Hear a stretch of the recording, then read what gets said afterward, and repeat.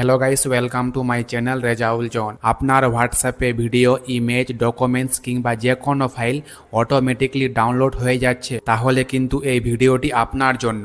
Mobile data কিংবা wifi থেকে সমস্ত কিছু আপনার হোয়াটসঅ্যাপে অটোমেটিকলি ডাউনলোড হয়ে যাচ্ছে।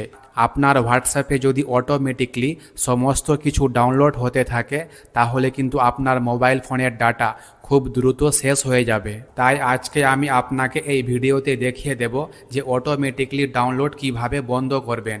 আপনি আপনার হোয়াটসঅ্যাপটি ওপেন করে নেবেন। ওপেন করার পর আপনার মোবাইল ফোনের রাইট সাইড কর্নে 3 ডট অপশন হবে। আপনি এই 3 ডট অপশনে ক্লিক করে দেবেন। ক্লিক করার পর আপনি এখানে সেটিংস অপশনে ক্লিক করে দেবেন। সেটিংসে ক্লিক করার পর আপনার সামনে ঠিক এইরকম ইন্টারফেস চলে আসবে।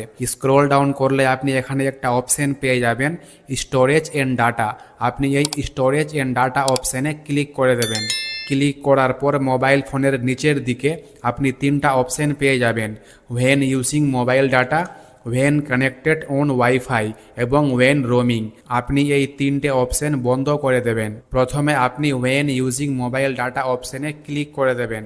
ক্লিক করার পর আপনি এখান থেকে ফটোজ, অডিও, ভিডিও, ডকুমেন্টস 4টাই অপশন বন্ধ করে দেবেন। বন্ধ করার পর আপনি এখানে ওকে করে দেবেন। এবার আপনি দ্বিতীয় অপশনটি বন্ধ করে দেবেন, ওয়েন কানেক্টেড অন ওয়াইফাই অপশনে ক্লিক করে দেবেন। ক্লিক করার পর আবার এখান থেকে ফটোস, অডিও, ভিডিও, ডকুমেন্টস 4টাই অপশন বন্ধ করে দেবেন। বন্ধ করার পর ওকে অপশনে ক্লিক করে দেবেন।